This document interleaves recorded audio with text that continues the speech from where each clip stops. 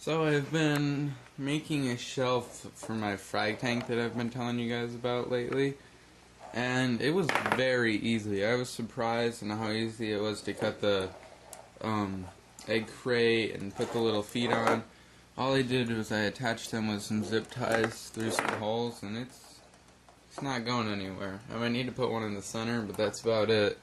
I just drilled a couple holes in the pipe, and this is gonna fit right in my tank, and it'll only cover up half of it, which is nice, and it gets it up off the bottom so I can clean the glass since I'm not having sand in there, and it can support most things.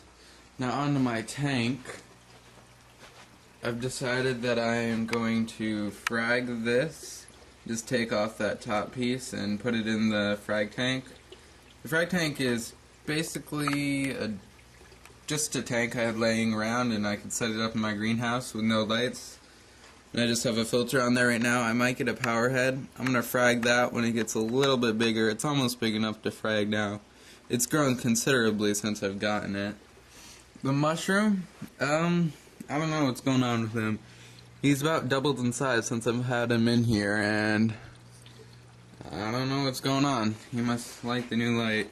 But that finger leather above him is putting a shadow, so I might move that finger leather over here somewhere. But it doesn't seem to like the extra blue light. It seems to like the extra white light, so I don't know.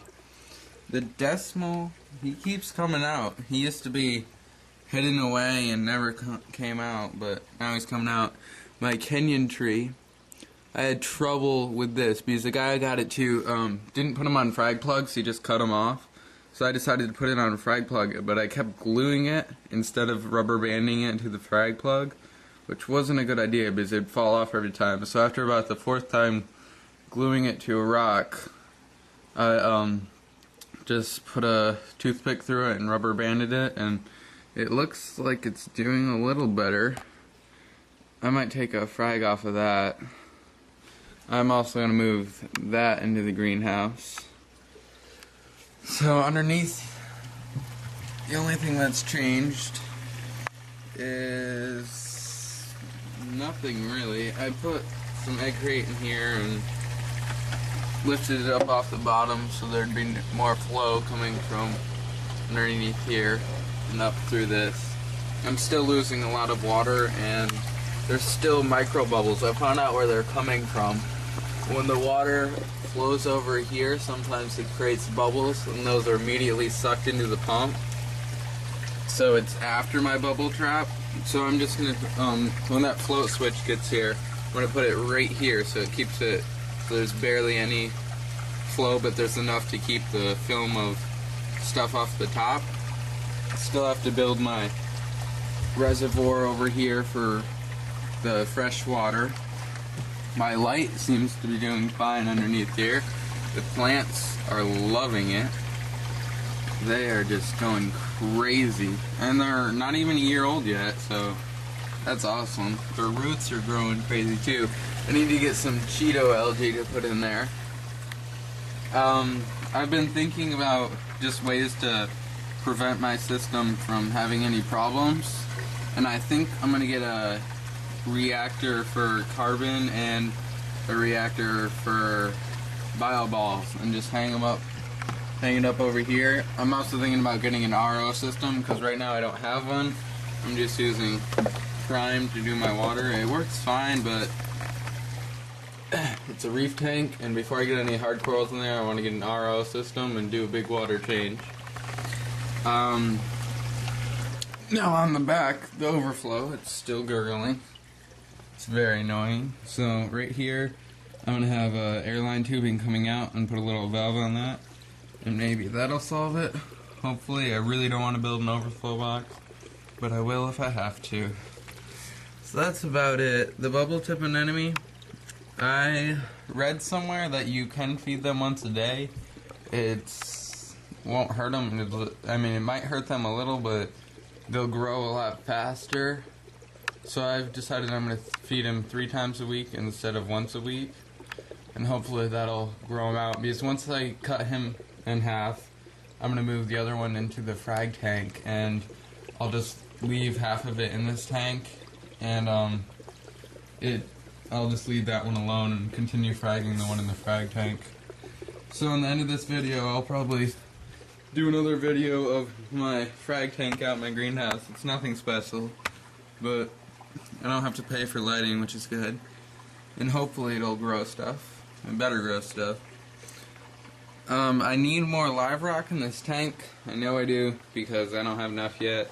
I have some pieces laying around. Nothing big. I have one of my my frag tank. I also made a couple pieces. They should be cured by now. I haven't checked them in a while. So hopefully those will be cured and I can put those in this tank. I have, instead of having this light off all day, I have it come on 2 hours a day just to help with the lighting. And that finger leather loves it. It has grown a lot more since I've started turning that one on for 2 hours a day and then at night. And these, I would definitely recommend these light bulbs. I might do a video on what they are and stuff. They're 38 par. I got them for $100 from like England or something. But I mean, they are nice bulbs. And they just, I mean, you could set it up differently. I was gonna get like something to go around them, but as soon as we got them in, I mean, they're big bulbs. I thought they'd be this size, but they are big. This was only like $30. It's an all blue. So thank you for watching, and at the end of this video, if I can find out how, I'll add another one of my frag tank.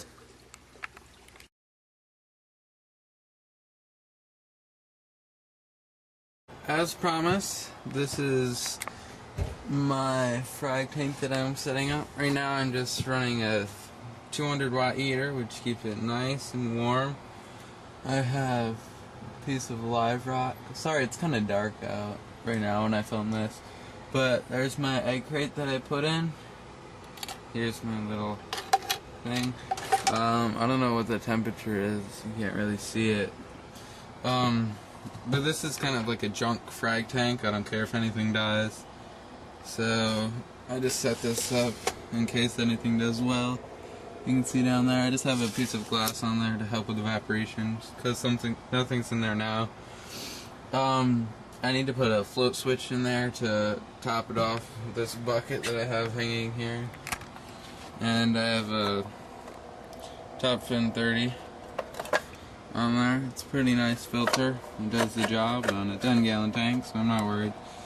I have a lot of junk on the bottom since I first put this up. So I gotta get a power head to start moving that stuff around. I mean, that does a good job of circulating, but not enough. So we need a nice power head to start pushing things around. I'm gonna probably take that piece of live rock out of there and put it in my main display tank, and just maybe put some rubble rock underneath here since I have it elevated. It's nice and sturdy the way I did this with the 2 zip ties on the PVC pipe holding it to the egg crate. Very sturdy, doesn't move. I think it's built nice. It does evaporate a lot in my greenhouse, which you can see plants, more plants. This is some of the live rock I made. I'll make a video on that when I get it out of there, but there's some live rock, all my plants, air vent. There's a lot of stuff going in here. It's kind of messy. It's my orange plant. Kind of proud of him. So that's what I have in here. It's just sitting on a thing that I usually have plants on, and that's a piece of metal, right? The aluminum tubing, square tubing. So that's what I have holding it up. It seems to keep it level. I have this to make it level. So that's that, and I'll talk to you guys soon. Please comment if you have anything you'd like me to show you, or you have any ideas on what I should do. Thank you.